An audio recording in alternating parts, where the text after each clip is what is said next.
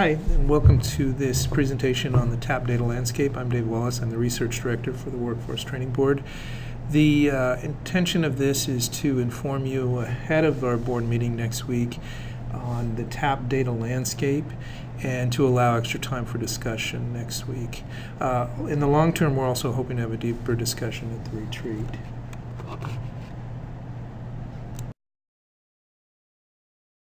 This overview was requested at the previous board meeting. The Performance Accountability Committee, and as well as the Data Sharing and Implementation Committee, has developed a set of priority tasks, and all of these which involve, to some degree at least, parts of this overall data landscape that we're going to talk about. One more piece of background, we wanted to focus on current opportunities where we might have the most impact in terms of advancing TAP principles, given the considerations cost, time, and risk.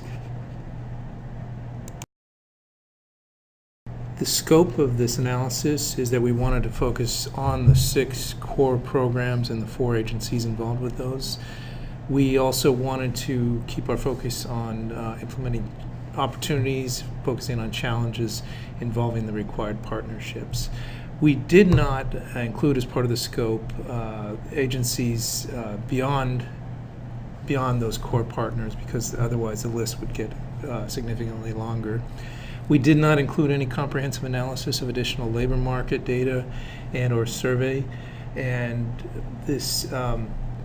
any projects that involve primarily one or more core partners. So for example, and the technology supporting the board's career bridge, ETP system upgrades, consolidations, expansion to respond to WEO and TAP directions. Those things were more than we wanted to take on in terms of the scope.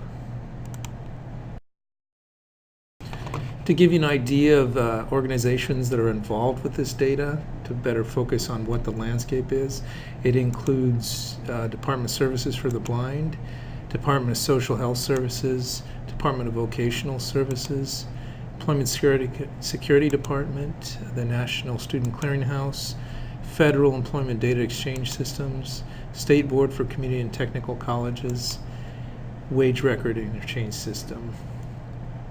Now, in this next slide, you can see where those sources of data play out in terms of the particular data.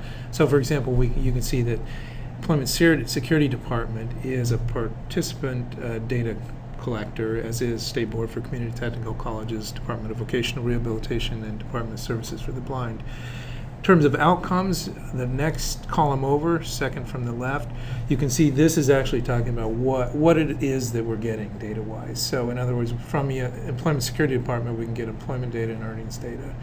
We also get in RIS, SWIS, and FEDIS. These are external data sources that allow us to match data outside of the state. We also get education data from the State Board for Community and Technical Colleges and the National Student Clearinghouse. If you go to the third column from the left, you can see that's employer data collectors. That includes Employment Security Department, Department of Revenue, the Department of Services for the Blind, and State Board for Community and Technical Colleges. If we wanted to know or talk about what type of data we get from employers, we can talk about employment size, we can talk about total payroll, things like that. The next step is to look at what are our opportunities for data collection and what those priorities should be. So for example, you can see we listed out businesses, employers, participants, job openings, workforce programs, employment training providers, workers, job requirements, skills, credentials, work-based learning opportunities. After going through that list, developing that list, we sat down and we determined what would make our best opportunities and where we could have the best impact. And it was our determination that would be the top 3. That would be business, employers, participants, and job openings. Having identified our opportunities for data collection, our next step was to think about what it is that we want to know about this particular data. So for example, you can see that we identified we wanted to know ID of participants. We wanted to know characteristics. What we found most important, we would want to focus on interactions with participants and outcomes. We also want to look at customer case management, where we want to know information such as eligibility information, contact information. And this is where we felt like the board could conceivably make the most impact. The previous two slides we talked about effectively what sort of entities are we trying to get data on, as well as what we want to know about them. And this chart here, this matrix, was our effort to come to these priorities that you saw in the previous two slides. You can see, for example, on the left-hand column, that is who we're talking about. So we're talking about businesses, participants, job openers, workforce programs, and so forth. On the top horizontal column, what we want to know about them, or what we're seeking to learn. And so we produced this matrix. You can see the gray areas are things that we did not feel were applicable. The green and the blue areas we felt like were either lower priority or just not something that we're in a position to deal with. The reddish cells are where we felt we could have the most impact.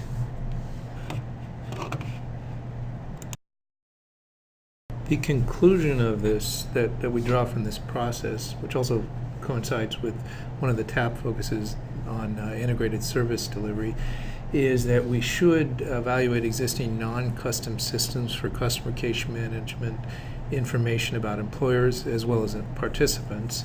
And then lastly, we should also work to standardize collection of participant and business IDs and characteristics data. From these conclusions, we can go on to the next step, which is to look at what sort of existing systems are out there, be it systems developed by agencies or systems developed by the private sector. The first one you can see there is under the category of employer customer management, and there's two systems that we took a look at. The first one being the Employment Security Department system, and the second is a private vendor called EconoView, which uses the Dun & Bradstreet data.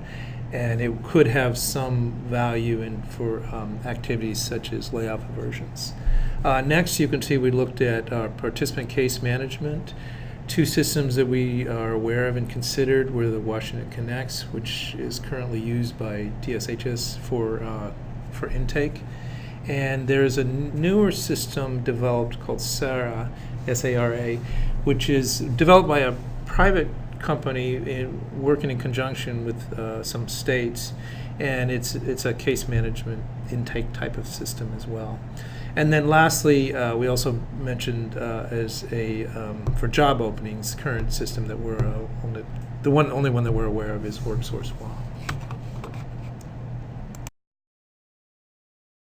So that's everything we had. Appreciate your time. If you have questions, please contact us at these email addresses or phone numbers. And of course, bring any questions you have to the board meeting. Thank you.